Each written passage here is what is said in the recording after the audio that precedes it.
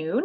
Welcome to 2024 California Leave Laws. Today is sponsored by the Workforce Development Board of Ventura County, who you'll hear from in just a second. My name is Anna Manzano. I'm the digital media and event strategist here at the California Employers Association. Before we kick it off to Eli with today's content, I have just a couple details to go over with you quickly. So as you see, your audio is going to be muted for today's presentation, but there's going to be lots of opportunities to engage during the session. We've got a lot to cover. So if you have any questions pertaining to the presentation, you can enter them into the chat box. I'll be here the whole time helping Eli monitor and doing our best to answer the questions. However, we do want to encourage you, because this is a very robust topic with a lot going on. We want to really encourage you in a slide or two, there's going to be information about your hotline. This is a free hotline sponsored by Ventura County. It's available Monday through Friday, 8 to 5. So we really encourage you to take that information down. And if you have specific questions that are like, again, hyper specific to your business, we really encourage you to utilize that HR hotline, okay? Handouts for this training, those were sent out in yesterday's reminder email. However, I know that we had a few last minute signups, so I'm actually going to go ahead and drop the handout PDF into the chat. When you see it pop up there, you can just click on it and it'll download locally. If you have any questions, just message me and I'll make sure that you get that, okay? Last but not least, we do have a survey. So at the end of today's training, you'll see a browser window pop up. We'll also put a QR code onto the screen. It's 5 simple questions. It takes less than a minute to 90 seconds to complete. But the feedback that you share with us, we then share with our partners over at Ventura County. And collectively, we just make sure that we are meeting your expectations in providing resources and trainings like this for you. So we would really appreciate you taking the minute to help us out at the end. So as I mentioned, today's training is sponsored by our partners over at Ventura County. Today, we are fortunate to have Micah Bailey, who is one of the business solutions specialists there, to share more about the resources available to you. Perfect. Thanks, Anna. Good morning, everyone. I'm glad you're able to take some time out of your day and learn a little bit more about this important topic. Before we get into that, I just wanted to share one. I appreciate the shout out for the hotline for employers. It's a very valuable resource. I actually speak to employers every week, and I spoke to one last week who just was a smaller organization who doesn't really have the capacity to have a big HR team, and has been able to use this resource again and again and answer some of those really important HR related questions. So just like Anna mentioned, Monday through Friday, 8 to 5 in both English and Spanish, you're able to call this phone number and they're able to give you some more expert advice. This is one of many other no-cost services we have to local businesses. I would be more than happy to conduct a business needs assessment with your organization, learn a little bit more about the opportunities that exist within your organization, and connect them with all the services that we have. So I'm going to be putting my contact information in the chat. Additionally, there's a really great digital brochure that summarizes some of the other services that we have available. So I'm going to be putting that in the chat as well. I look forward to speaking with you all. And in the meantime, you're in excellent hands with Anna and Eli, and I'm Awesome. Thank you, Micah, and your entire team, Cynthia, Colleen, for everything that you do for Ventura County employers. So again, look for his information in the chat. I think it just went in there, so make sure you take that down for engaging with their team. So as I mentioned, we have a lot to cover. So I want to introduce our trainer today. We have Eli Nunez, who is one of our amazing HR directors. If you have called the HR hotline, maybe you have talked with him before, but I know we have so much to cover. So Eli, it is all yours. Anna, thank you very much. Micah, thank you for the introduction. I'll go ahead and jump right in. A little bit about us first. We are California Employers Association. So our goal, if you call the hotline, talk to us, is to provide you with peace of mind. Try to do it by providing advice. We also, try to respond as quickly as possible whenever you have a call or a question. If you can't reach one of us, leave us a message and we'll make sure to get to you ASAP. For members, we also create things like forms. We do training such as the one you are about to be a part of today. So thank you again for signing up and being here with us. And again, this is a very important topic in California. So we have a lot of material to go through. But before we jump into that too, I would like to mention that even though we do have people on our team that have legal experience or legal backgrounds, we are not lawyers. I am definitely not a lawyer. And basically this presentation should be taken as an educational, from an educational perspective, so there's not to be taken as legal advice. We always recommend, if you do have any questions of a legal nature of significant importance pertaining to your business, that you consult legal counsel to get good guidance on that. So with that, let's jump right into our presentation today and get to it. We're going to talk about leaves of absence in California. Some of the topics we'll discuss is why your employee headcount is so important. As you may know, different leaves apply to you based on the size of your organization. So we're going to talk about how that is determined, how that plays a role. Again, we'll talk about leave laws that impact every employer regardless of headcount, and others that depend on your different headcounts throughout the year. We're going to talk about acronyms because it wouldn't be human resources without acronyms. So we got FMLA or FEMLA, CFRA or CFR, whatever you want to call it, along with some other fun ones along the way. Pregnancy leave in California, as well as best practices for managing the paperwork process. Documentation is so important to everything we do as managers, as human resources professionals, in any kind of business capacity here in California. So we'll talk about some best practices and what to do there. Before we start getting to headcounts and that sort of thing, I'd like to remind you all about optional leave policies in the state. So these are leaves that you as an employer in California may provide your employees but are not required to offer. And these include things like vacation time, personal holidays or personal days, holidays, or personal leaves of absence. Now you may be asking, well, we have state holidays, we have federal holidays. Don't we have to give our employees those days off? Actually, no, we don't. So that is an optional thing. However, since it is optional, the state says if you do decide to offer these policies, there are specific rules you have to follow. So California says, we're not saying you have to give people these leaves, but if you do, there are specific rules. So for instance, if we're talking about vacation and you have a vacation accrual system for your employees, once somebody earns that vacation time or is awarded that vacation time, the state of California recognizes that as a form of wages. So it cannot be forfeited, it can't be taken away, can't be taken back, it has to be paid out upon termination, right? So you can't have a use it or lose it sort of policy for vacation. Sometimes those same rules apply for personal holidays or personal days, depending on how you structure those. So there's specific ways that you could structure those personal days or personal holidays to where they're not treated as vacation. However, if you just call it, a personal day and you give a person 5 of them to use as they see fit, guess what? The state says that's just vacation. You're just calling it something else. So again, be very careful with these optional ones.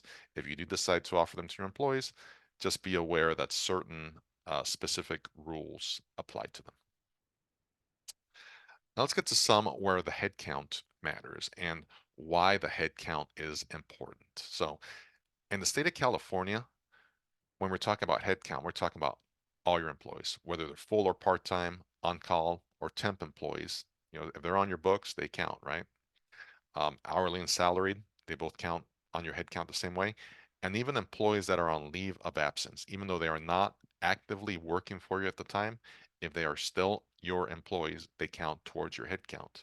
The other thing that counts for most of these leaves too is your entire staff or roster does not have to specifically be in the state of California for them to count against your head count.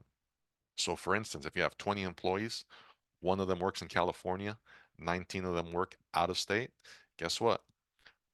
The state of California is still looking at you as an organization with 21 employees as far as applying specific leaves or laws. So be aware of that. It's not just the employees locally, it's the employees overall that count in these circumstances.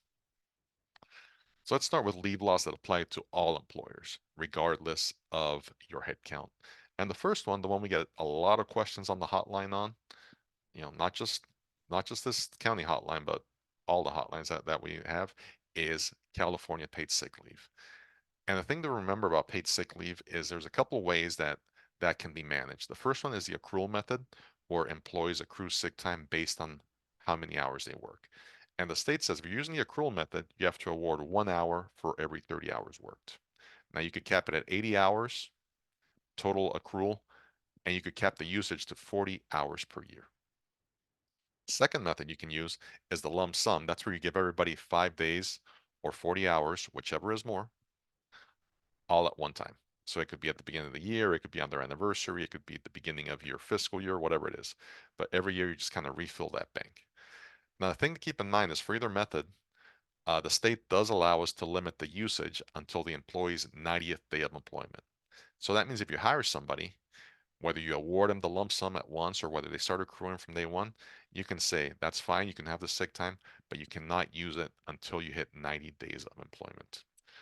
Paid sick leave is not paid out of termination unless it's part of a combined PTO plan. And very importantly, as an employer, we cannot retaliate against somebody for using that paid sick leave. So in other words, if you have an employee that has paid sick time and they call in for a day, they say they want to use their paid sick leave, you can't give them a point or count it as an absence against their attendance or something if they have that protected sick time. Something else to be aware of too is local sick leave ordinances. What this means is that some different municipalities throughout the state have different requirements or different methods of awarding paid sick leave.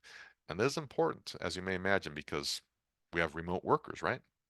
Remote workers throughout the state, um, you know, wherever they live or wherever they're performing the work, that is their place of work. So those paid sick leave protections apply to them. Same thing if you have employees that travel to other areas for work. The case that comes to mind is maybe construction workers, landscapers, that sort of thing. If they travel into one of these cities or counties that have additional paid sick leave requirements, you could be subject for those. Now, question came up on the chat here as far as requiring doctor's notes. Can we ask for a doctor's note? And we advise against doing that.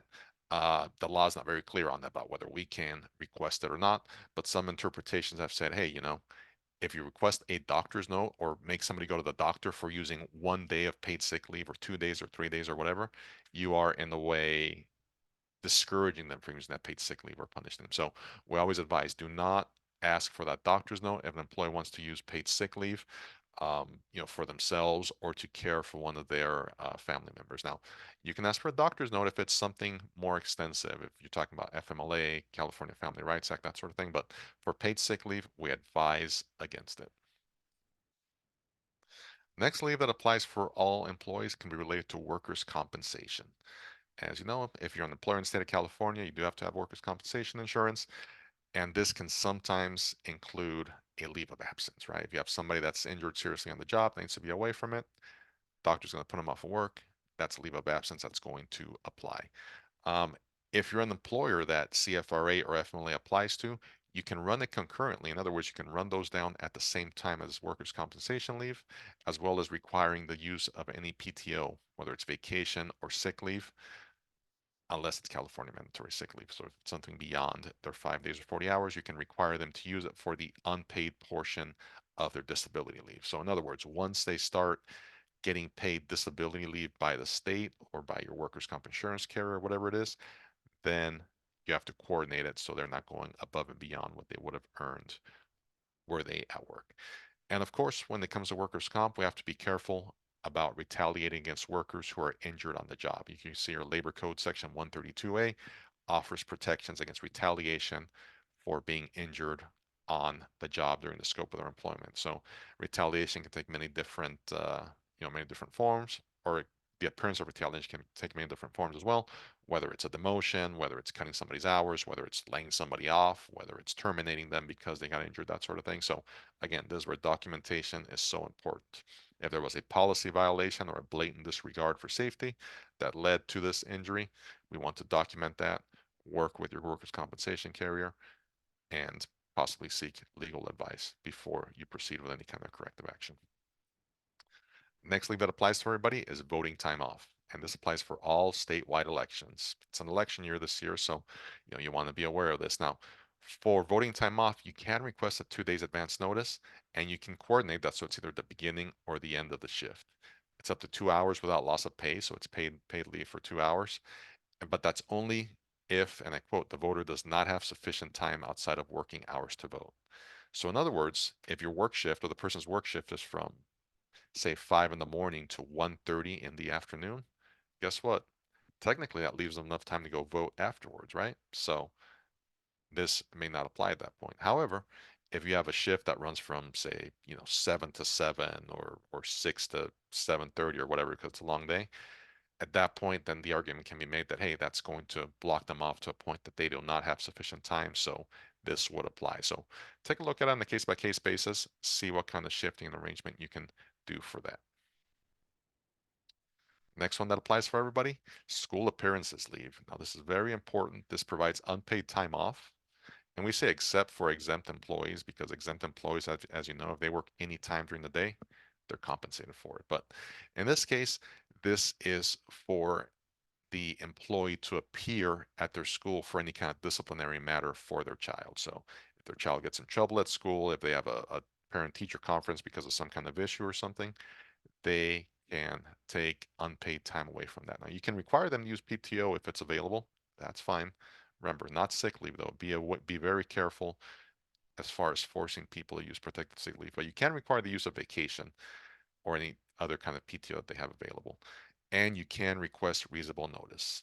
In other words, if an employee has a meeting with their school, with their child's school tomorrow, and they've known about it for 2 weeks, but they just tell you tomorrow morning, not really reasonable notice at that point. So again, you want to make sure your employees are aware of the requirement to give you reasonable notice for this leave. Some other ones that apply to all employees, of course, jury duty. Jury duty does not have to be paid. You know, that depends on your policy and your company's policy, so you do not have to pay for that. A witness leave, if somebody's subpoenaed to testify in court, you can ask for documentation to prove that they have to appear there. Crime victims leave. These are protections for employees who are the victims of a crime or abuse who have to take time away for any kind of court proceedings, file a restraining order, for instance, or appear in court. That leave is protected. Again, there's an unpaid leave. Military leave. There's up to 5 years of leave time for active military personnel. If they have to go in for training or if they are deployed, they have reemployment rights and full seniority upon their return for up to 5 years of leave time.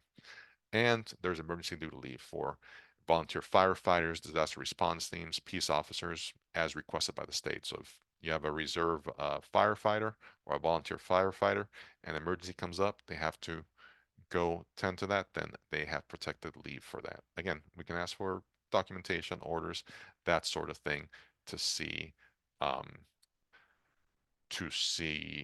what the dates are and that sort of thing. Question came up as far as crime victims leave.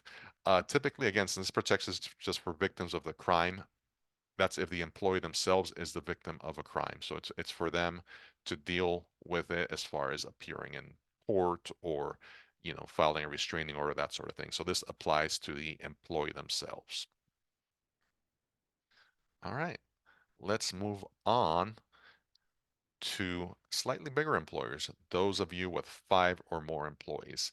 And this is going to trigger a few more leaves on top of the ones that we just talked about. The first of which is pregnancy disability leave. Again, if you have 5 or more employees, or if you had 5 or more employees in the past year for 20 or more consecutive weeks. So if you had 5 employees for most of the year last year and you lost an employee January 1st, you're down to 4. Guess what? This is still going to apply to you. And again, for pregnancy disability leave to take effect, it has to be documented or requested by a healthcare provider. So what a healthcare provider is going to say is, this employee cannot perform one or more of the essential functions. So they either need a leave of absence or they can give you some disability restrictions that must be accommodated at that point. Now, as far as pregnancy disability, the idea of it is, a lot of people think that, hey, this is basically in effect until a child is born and then it goes away.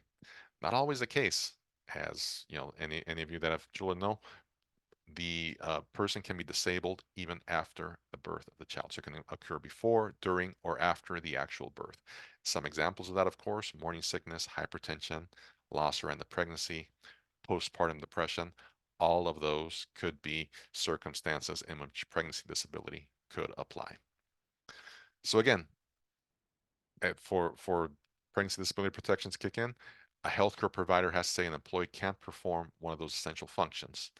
And related to pregnancy disability as well, we must accommodate upon hire for any lactation needs of the employee when that pregnancy is disclosed.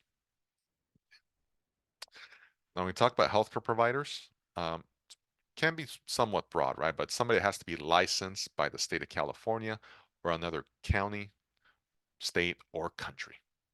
Sorry, another state or country. So it must be a licensed physician that is requesting that modification or that leave, and they should be directly treating or supervising the treatment of the employee's pregnancy. So in other words, if, say, for example, my wife is pregnant and her cousin who lives in Sweden is a doctor, decides to write her a note, if she's not the person treating her, that note's not going to count. It's got to be the person that's directly supervising or treating that person.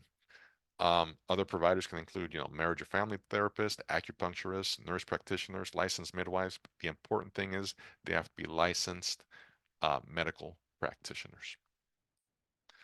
So some other examples of disabilities that can be caused by pregnancy. Again, we talked about morning sickness. The doctor can say, this person needs bed rest until the birth of their child. Pregnancy induced hypertension, loss around the pregnancy, recovery from childbirth, or postpartum depression. These are all things that could trigger pregnancy disability leave protection. Now we've talked about what it is. Let's talk about how much it is. And pregnancy disability can be up to 4 months, which is the roughly equivalent of 17 and 1/3 weeks. Now, the employee can choose to use sick leave for any of that time. However, if they are in pregnancy disability, they're eligible for state disability benefits. So, as employers, we can't require them to use vacation or PTO during that time, though they may choose to. So, we have to leave the option up to the employee. Now, keep in mind, too, when I mention that it's up to 4 months, this is per pregnancy, not per year, not per 12-month period like we see with other leaves. This is per pregnancy per incident. So, for instance, if you have somebody who has a child and they're pregnant 9 months later, they get 4 months for each of those pregnancies. It can be used all at once or intermittently. So, for instance, if it's the doctor says, hey, this employee has very bad morning sickness, so they cannot always come to work first thing in the morning, they may be an hour or two late, that is a valid use of pregnancy disability. And again, this must be certified by a healthcare provider. So if you go to the California Civil Rights Department's website, they have a nice form there that you can provide your employee in order to have their medical provider use. Now, as far as the question came up, can we require the use of PTO for the first 40 hours since there's a waiting period for state disability? Again, we said, you can't request them or you can't require them to use vacation. However, if they have any paid sick leave available, or if you combine your sick leave and vacation to one PTO bucket, then you can require the use. Usually we just like to we encourage that you let the employee decide, especially if it's a documented pregnancy disability or disability circumstance. All right, next one kind of goes hand in hand with pregnancy disability is the CFRA, or California Family Rights Act. And I like to compare this. This is basically the California version of FMLA, right? Except with more protections, more categories to it, if you will. So again, this is for if you have 5 employees or more on the payroll. Some requirements for you, make sure you have the right posting. So hopefully you get one of those all-in-one posters every year that you put up in the lunchroom or in the break room or what have you. So if you don't, make sure you go through and have that CFRA poster posted somewhere where employees can see it. You must have a policy, whether it's in your handbook or a separate policy. Make sure you have something out there that explains the rights and responsibilities for your employees. Again, in order for you to be covered, doesn't necessarily mean you have to have eligible employees. So just if you have 5 or more employees on the payroll, make sure you have that posting on there. And a change that came about last year was in California, we used to have what's called the new parent leave. So it used to be like the bonding leave, if you will, that covered any organization had 20 to 49 employees. And this was back when CFRA only applied for bigger organizations. A couple of years ago, it was reduced down to organizations with 5 or more employees. So that kind of did away with the new parent leave because this overlapped it too much, covered all the same things. So again, California Family Rights Act, this is what you're going to use for serious health conditions, for baby bonding, that sort of thing. So in order for an employee to be eligible for CFRA, they themselves have to work at a California work site, have worked for you for 12 months. Doesn't have to be 12 consecutive months, just they have to have worked for you for 12 months total, and they have to have worked for 1,250 hours in the previous 12-month period before the request. So if somebody meets all 3 of those, checks all 3 of those boxes, they're eligible for CFRA. If they don't meet any one of those, they may not be. So again, be very aware of those requirements. And again, the big one is that 12 months for the employer. Those don't have to be consecutive months. So as long as they worked for 12 months total, that checks that box. What CFRA provides your employees is 12 weeks of unpaid leave in any 12-month period with job protection, a continuation of benefits. So if you provide medical benefits for your employees and pay a portion of it, you have to continue paying that portion while they're on that 12 weeks of CFRA. They're eligible for state disability or paid family leave from the state. Paid family leave is one of those things that sometimes confuses people. They think of it as a different leave of absence or a separate leave of absence besides CFRA. It's not. Paid family leave is just basically, if you will, another form of state disability insurance. It just pays, or it's just a wage replacement. It is not a leave in and of itself. Now, the leave can be consecutive or intermittent. In other words, it could be taken 12 weeks at once, or it could be broken up as needed. And for baby bonding, if someone decides, hey, I want to take some time away to bond with my baby, I want to take every Friday off for the next year. Not really how it works. You can require them to take 2-week blocks, subject to some exceptions. So again, if somebody says, well, I hate Mondays, so once my baby's born, I'm just going to use my CFRA leave every Monday and just work 40 work weeks. Can't do that. You could do it maybe a Monday or two, but after that, they have to take that leave in 2-week blocks. So again, some covered reasons for CFRA: baby bonding, one of the most popular ones, the employee's own serious health condition, and this can include workers' compensation. However, CFRA and pregnancy disability leave cannot run at the same time.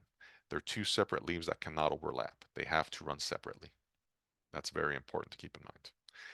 Family in the armed services. So if there's a family military exigency, in other words, if you have a family member who's in active duty status with the armed forces, that can be a reason for CFRA leave, as well as caring for family members with serious health conditions.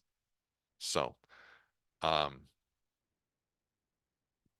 other thing that was added as of last year, on top of family members, which are defined as child, parents, parent-in-law, spouse, registered domestic partners, children of registered domestic partners, and adult children, grandparents, grandchildren, and siblings.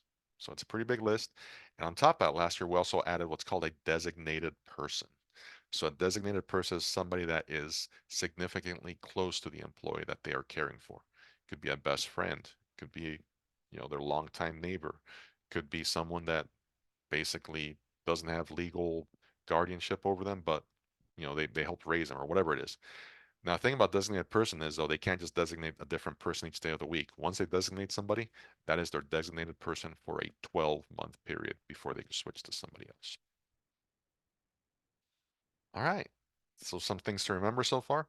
Pregnancy disability leave time off is unpaid, so you don't have to pay anything out of pocket, although the employee can apply for state disability. Employees can choose to use accrued vacation, paid sick leave, or PTO during the leave, but we cannot require the use of vacation or paid time off when the employee is on pregnancy disability leave. And finally, we must continue health insurance as if the employee was still employed throughout the entirety of pregnancy disability and CFRA leave. So, and again, make sure you're updating your posters, notices every year, because again, these things change. It seems like every year. So update those posters. Make sure you have the latest postings up there for your employees to refer to. Next one, for 5 employees or more. I told you there was a lot of material in this presentation. We have bereavement leave. This one came about last year. It applies for those employers with 5 or more employees. You have to provide eligible employees with up to 5 days of unpaid bereavement leave. You don't have to pay it. You can choose to have a paid bereavement leave program that overlaps with this, but the state does not require us to pay for bereavement leave. So it's up to 5 days. As far as eligibility goes, you can say that the employee has to have worked for you for at least 30 days before they're eligible. And the thing to keep in mind is that those 5 days are per death or per incident, not per year. So if you have somebody that's just having a really crummy year that loses several family members, they get 5 days for each of those family members. Of course, they're not required to use the time consecutively. They can choose to use paid sick leave or any other kind of PTO if they want to. And you can request documentation as appropriate. So that could be something like a obituary a notice from a chapel or from, from the wake, death certificate, that sort of thing. If you are going to request documentation, all we ask is that you're consistent. If you ask for documentation from your new hire, you ask for documentation from everybody going forward. Of course, covered family members for this include spouse, domestic partner, child, your parent, parent-in-law, siblings, grandparents, or grandchildren. There is no designated person category for bereavement leave as of yet. Okay, another addition, recent addition was reproductive loss bereavement leave. And this applies, it's similar to bereavement leave, but this applies for a reproductive loss event. So reproductive loss event can be things like a miscarriage, stillbirth, you know, failed, failed adoption, that sort of thing. Um, Again, eligibility similar to bereavement leave. It's the employee has to be employed for 30 days, and you can limit it to this one. You can limit to 20 days in a 12-month period. In definition: failed adoption, failed surrogacy, miscarriage, stillbirth, or unsuccessful assisted reproduction. What's important to keep in mind though about reproductive loss is we cannot request certifying documentation for this. So you can ask for a doctor's note, showing that there was a miscarriage or a stillbirth or anything like that. So a lot of confidentiality protections around this type of leave. There's another one where they must use it within 3 months of the event, similar to bereavement leave. However, if the person is out on any other protected leave, such as CFRA, pregnancy, disability, or anything like that, that 3 month clock does not start until that other leave is over. So in other words, this does not run consecutively with, or I mean, I'm sorry, at the same time as concurrently a CFRA or FMLA. Now, there's another situation where the leave dates do not have to be taken all at once. They can be broken up as needed, and it's unpaid, but they can also use any accrued time they have, whether it's sick, vacation, PTO, personal days, whatever it is, they can use that. So if you haven't updated your bereavement policy with reproductive bereavement or reproductive loss leave, make sure you do so. All right, and the next one for you, if you have 5 or more employees, keep in mind that you're also subject to the California Fair Employment and Housing Act, which means that you have to provide reasonable accommodations for employees with disabilities. You're like, well, what's that got to do with leave of absence? Well, if somebody becomes disabled because of a serious health condition and either none of the other protections apply, such as pregnancy disability or CFRA, or they run out of those times, guess what? They may still be subject to FEHA disability protections. And a reasonable accommodation, again, can include a leave of absence with physical or mental disability who cannot perform the essential function of the job. So in order for this to kick in, for any kind time there's a disability, make sure you go through the interactive process to see if there's a reasonable accommodation available. And the only exception to this, again, is if it would cause an undue hardship for the employer. Now, there's a very narrow circumstance. So if you think that, it would cause an undue hardship for you to provide this additional leave of absence, make sure you consult legal counsel before moving forward with any kind of termination or adverse action against the employee, because the whole burden of proof on this falls upon the employer. Let's move on to a slightly bigger group now, those employers with 15 or more employees and what leaves apply to you. And the first one, bone marrow and organ donation leave. For organ donation, it's up to 30 business days of paid leave, in addition to 30 days of unpaid leave in any 1 year period. Now, you can require up to 2 weeks of vacation or PTO to be used if that is available. For bone marrow donation, it's up to 5 days of paid leave, and you can require written verification of the medical necessity for it. In other words, you can require documentation as to the need of the leave, and you can request that the employee use vacation or PTO for the entire leave. So sick leave, again, sick leave, we don't want to touch. We want to leave that as the option of the employee to use if it's a protected sick time mandated by the state.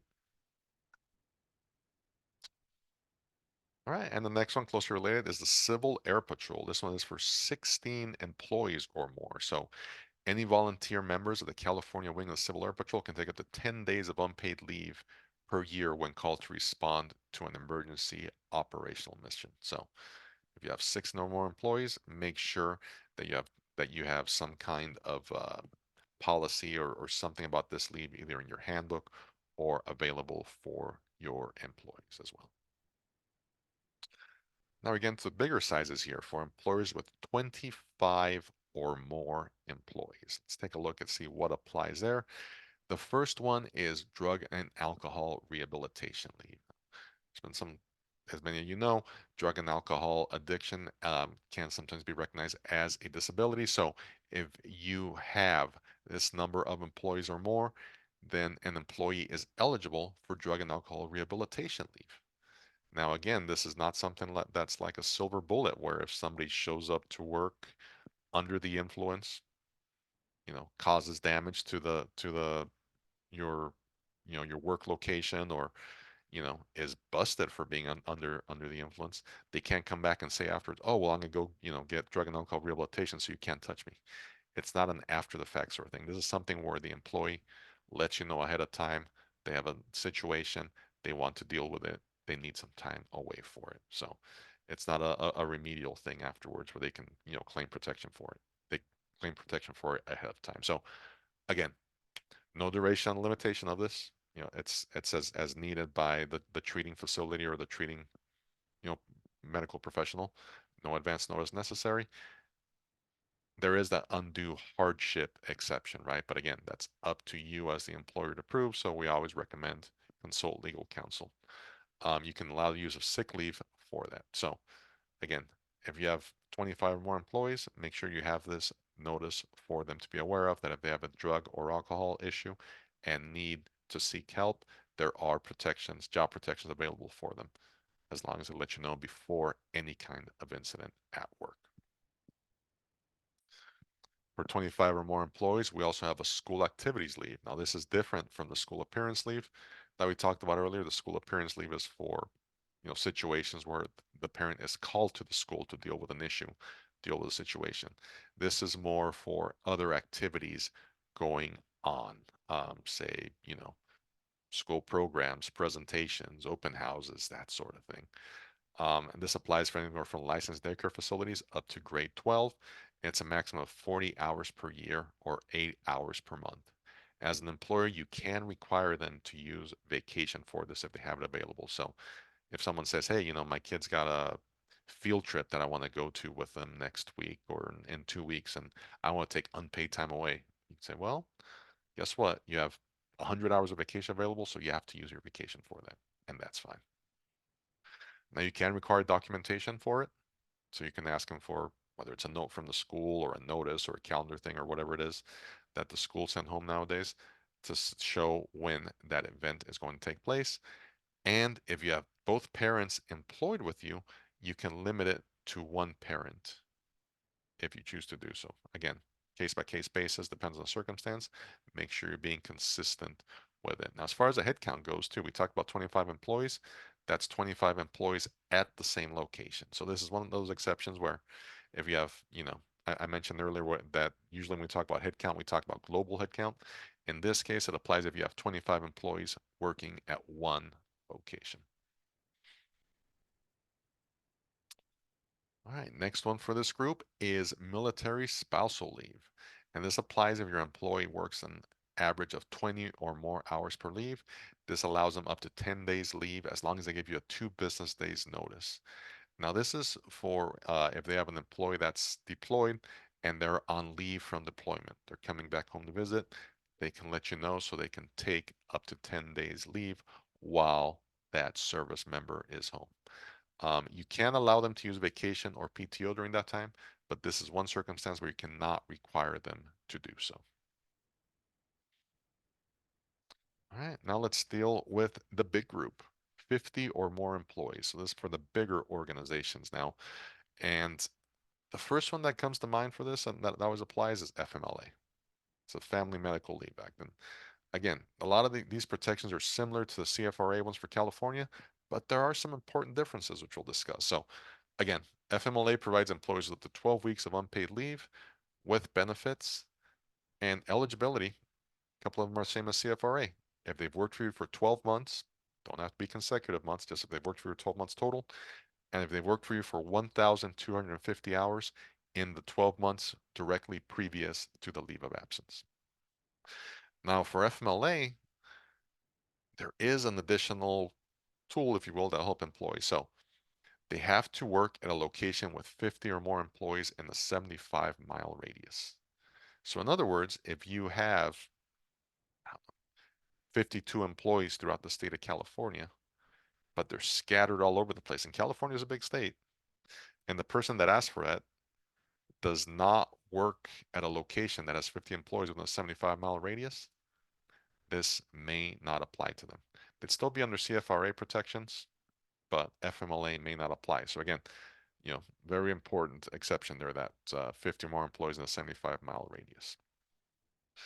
FMLA provides employees with up to 12 weeks leave in a 12-month period, or up to 26 weeks in that 12-month period for a military caregiver. So if they're caring for a disabled or injured service member, they get 26 weeks away, significantly more than those 12 weeks. And again, provides job protections, right? They can return to their job or a virtually identical position. So what this means is if, you have an organization where this person, goes away and you need to replace them, you could put somebody in their place, but when this person's ready to return, they either have to return to their original job or something that is virtually identical to it. During their time away, we're continuing their group health benefits as if they were still working. And they're also eligible for state disability insurance or paid family leave from the state. Again, for wage replacement, that falls upon the state disability insurance or paid family leave department. Basically, two different ways of, or two different wage replacement services provided by the same department, if you will. The leave can be taken all at once, or it could be taken intermittently, depending on what the medical provider recommends. It's not up to the employee to tell you, hey, I'm going to take 12 weeks, but I'm going to take it here or there. It has to be documented by their medical provider. Same as CFRA, right? We'd like to think we could take our employee's word for it, but remember, documentation matters. Documentation is important, so we want to make sure that the doctor tells us exactly what the employee needs.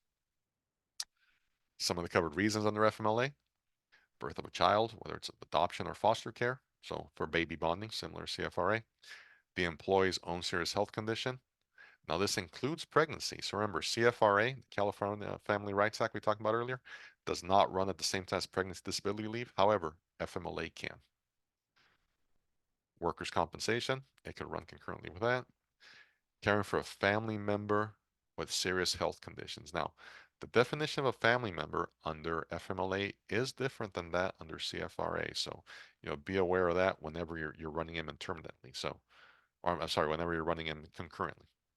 Because, say for instance, if somebody wants to care for a designated person, that protection would apply under CFRA, but not under FMLA. FMLA does not recognize the designated person as an eligible family member. And again, military caregiver or qualifying military exigency also falls under protection from FMLA. Whew, that was a lot of them. So let's talk about some guidelines for employees and employers when it comes to these leave of absences. So what are some of the employees' responsibilities? Because, it's not just a cakewalk for them. We have to require something of them. So they should provide advance notice if practicable. Now, this is important to note that there's no magic words necessary. So what this means is that the employee does not have to come to you and say, hey, I have a serious health condition that needs to be covered by CFRA/FMLA/PDL while I'm away. They don't have to be, that specific about it. All they have to say is, hey, I have a medical condition, or I'm going in for surgery and I need to be off of work for 10 weeks. That should be enough to trigger something for you to give them the appropriate forms, information, that sort of thing, to start documenting that leave. They can communicate, they need to communicate with you while they're on leave as necessary. What's this mean? Well, if an employee's on leave for 12 weeks, I wouldn't require them to check in every day, right? What's the point of that? An employee gives you a document that says, hey, doctor took me off for 10 weeks. Here's the paperwork. Maybe have them check in with you every couple weeks, once a month, whatever it is, or, a week before they're supposed to return or whatever it is, to make sure things are proceeding on schedule and they're still able to return during that pre-scheduled time. Give them or provide the appropriate medical certification form as requested by the employer. The federal government and the state of California gives us the documents or the appropriate forms that we give to the employees for their medical provider to fill out. So if an employee is asking for those protections, whether it's FMLA, CFRA, pregnancy disability, whatever it is, you provide them that form. It is their responsibility to bring those back to you for those, to a point for those protections to kick in, right? If an employee is disabled, or if their doctor says the employee cannot go to work because of a medical condition, you as an employer have the right to request, and the employee has to provide you with a return to work certification, either clearing them to return to work without restrictions or letting you know what restrictions are there before they can return to work. So it's not just, the doctor takes somebody off of work for 10 weeks and we just put on the calendar and then they just come back as if nothing happened. You as an employer can request, and the employee must provide a note from their doctor letting you know that they are ready to come back to work. And if you're not doing that with your employees that go out on any kind of medical leave, I recommend that you do, because that's an added layer of protection for you. Worst thing that can happen is the employee comes back to work, doesn't let you know that there's restrictions, you put them back doing the regular job, and they injure themselves or re-injure themselves at work doing something they were not supposed to, that you were not aware of because you never got certification or a doctor's note or anything. So make sure you're getting that certification. It's also the employee's responsibility to apply for state disability insurance or paid family leave. That's not your responsibility as employers. There's nothing that you do there. Your only responsibility you have when it comes to state disability or paid family leave is once the employee applies for it, you're going to get this letter from the EDD or state disability office asking you to verify the employee's last day of employment. When they went out on leave and whether they've been paid anything while they've been out. Once you fill that out, send it right back, you're done as far as state disability insurance and paid family leave. That is the employee's responsibility. It's their responsibility to make sure that they apply for it, that they're not double dipping. In other words, getting paid family leave and maxing out their vacation leave during that time, making more money than they would have if they would have been employed. That's on them. So again, not up to you to manage as employers. It's up to the employee to manage them. Now, as employers, what do we need to do? Well, we have a few more responsibilities, as you can imagine. Make sure we have the right postings up, whether it's for federal, or state leaves or local leaves or whatever. Make sure you're updating those annually or throughout the year as they're updated. If any of you subscribe to our blog or to our newsletter, you received notice recently that there was some updated postings. And if you don't subscribe, this is your notice to make sure you go onto our webpage and subscribe to that blog or that newsletter. Have a written policy for those leaves of absence, all of them. Make sure that all the ones that apply to you are in your policy, whether it's in your employee handbook or a separate policy manual, whatever it is.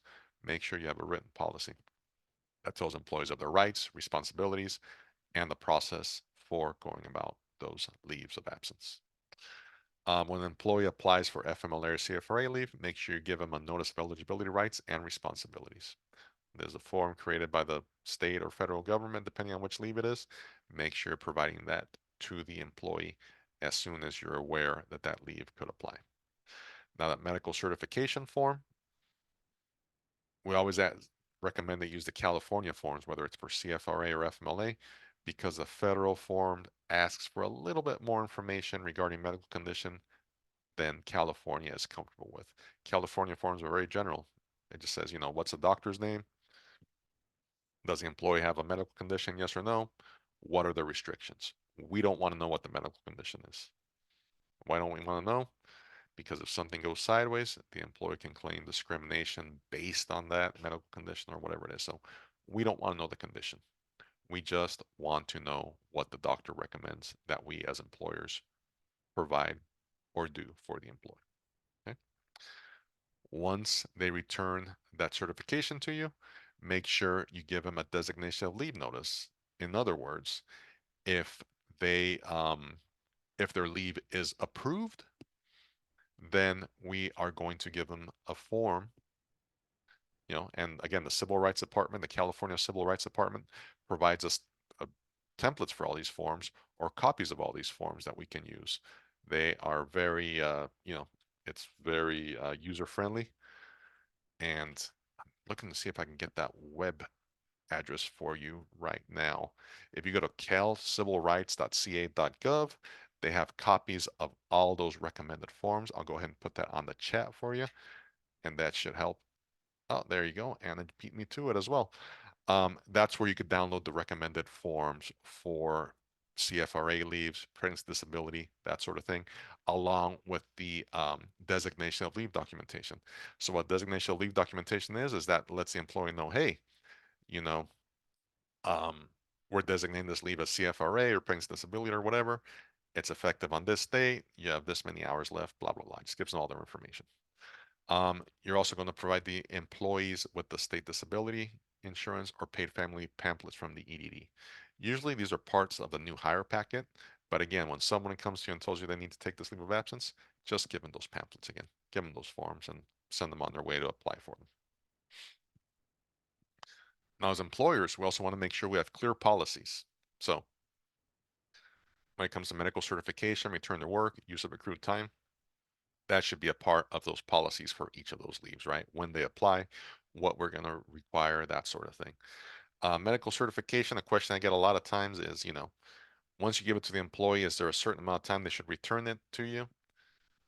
Technically, yes, there is. However, if you give the employee 10 days to return it to you and for some reason their doctor's office is lagging or they lost it or what have you, I wouldn't fire that employee for not showing up or take any kind of adverse action because, honestly, if you know that they have some kind of medical issue going on and you fire them anyways because they didn't sign a form right or anything like that, you can get in trouble. So again, give them timelines for returning those forms to you, give them those expectations, and just make sure you try by any means to get that documentation back to you. So again, make sure that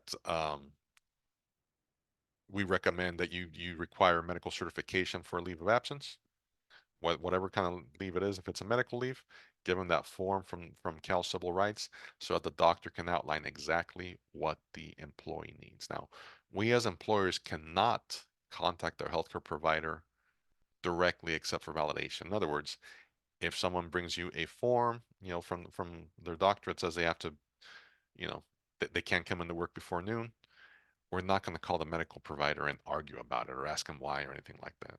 All we can do is call and say, hey, this employee brought in this form that says that they, cannot come into work before noon. Just want to verify that this was, signed by Dr. So-and-so. And they say, yep, that was filled out by Dr. So-and-so. It's like, okay, that's it. We verified that. We're not going to question it. We're not asking for more details or anything like that. If you need more details or anything else, use the employee as an intermediary for that. Okay.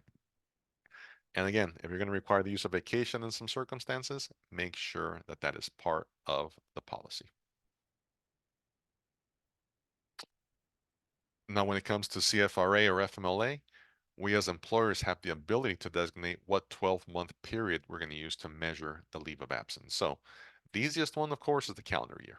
We're going to measure the 12 weeks from January to December. Just because it's easiest doesn't make it the best though, right? Because think about it. If you're providing an employee with up to 12 weeks for any calendar year, they could take October, November, December. It's the end of the year. Oh, guess what? My 12 weeks reset, so now I could take January, February, and March. All of a sudden, you have an employee that's gone for 6 months out of the year. So what we recommend, again, is use like a rolling calendar measured backwards from the first day of leave. So if somebody takes a leave of absence beginning June 1st and they take 12 weeks after that, guess what? That leave does not start getting replenished or refilled until June 1st of the following year. Then going forward, you start replenishing it because anytime they ask for leave, you look back 12 months from the time they asked for leave and you take a look, say, hey, did they take any leave in the previous 12 months? Oh, they took, 10 weeks here. That means they only have 2 weeks left. And just kind of measure back that way. So what you're going to do is you're going to pick one way to measure that 12-month period and you're going to stick with it for all your employees. It's going to be part of your policy. You're going to use that for everybody. You can't say, well, our new hires, or anybody that's been here for less than 2 years, we're going to use this method, but all the managers are going to use that method, and you know, Eli, I never liked that guy, so we're going to use a different method for him. We cannot do that. We have to be consistent. So once you pick a method, stick with it for all your employees. All right, looks like we made it to the other side. So some takeaways for you. Make sure you review the leave provisions and make sure your employees receive the leaves that they're eligible to receive. Easy, right? Put it in your policy manual, put it in your handbook, put it in postings, whatever you want to call it. Make sure they're aware of it. Pregnancy disability leave, FMLA, CFRA, and FEHA or ADA should all be reviewed as options whenever an employee asks for time away. So again, just because they don't apply for pregnancy disability or FMLA doesn't mean that they won't, that CFRA won't apply or that FEHA disability leave won't apply. So look at all the options before you take drastic measures. Have a flexible company policy to take reasonable accommodation requests, including a leave or leave extension, into account. In other words, I mean, we would love to just draw a hard line in the sand and say, if you don't qualify for pregnancy disability or FMLA or CFRA, that's all we can do. Again, be flexible, engage in that interactive process to see if there's any accommodations you can put in place for the employee. Maximum leave time period after which termination is automatic is a violation of the ADA and FEHA. What's that mean? Well, if you say, if an employee does not return from leave of absence within a week, they're terminated. Yeah, we'd love to have that in their handbook and we'd love to make it that simple. However, remember what I mentioned, just because they run out of CFRA or FMLA time, if they are still medically unable to return, then they are protected by the Americans with Disabilities Act and FEHA. So be very, very careful having those automatic violations or automatic terminations. And of course, update your policies or your handbook as any of these leaves change. Your handbook should be a living document. It's not something that you carve in stone and put under glass and leave it there and never touch it.